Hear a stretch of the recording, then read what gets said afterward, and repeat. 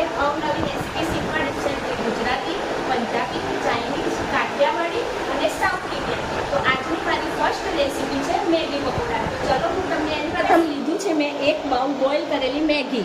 પછી વેજીટેબલમાં કોબીજ, ડુંગળી, લીલા મરચાં, તમે ગાજર પણ એડ કરી શકો છો. અને મસાલા માટે ધાણા જીરું પાવડર, લાલ મરચું, હળદર, ગરમ મસાલો અને મીઠું સ્વાદ અનુસાર.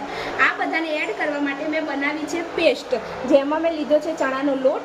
અને પકોડા ક્રિસ્પી અને ક્રન્ચી બનાવવા માટે તમે થોડો સોજીનો લોટ એડ કરી શકો છો. કરીએ છે મેગી પકોડા બનાવવાની રીત. તો સૌ પહેલાં કોબીજ, ડુંગળી, લીલા મરચાં, ધાણા જીરું પાવડર, લાલ મરચું પાવડર, મીઠું સ્વાદ અનુસાર, હળદર અને બોઇલ કરેલી મેગી નાખવાની છે. હવે આ બેટરને મિક્સ કરી દેવાનું છે. આપણું બેટર તો એને ધીમા ફ્લેમ ઉપર ફ્રાય કરીશું. તમે એને કોઈ પણ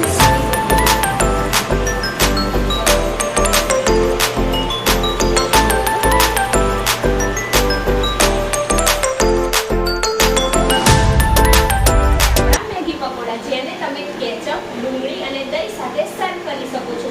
અને ચોમાસામાં બનાવવા માટે આ ક્રિસ્પી અને ક્રન્ચી આઈટમ છે. મારી રેસીપી ગમી હોય તો તમે મારા વિડીયોને લાઈક, શેર, કમેન્ટ અને મારી ચેનલને સબસ્ક્રાઇબ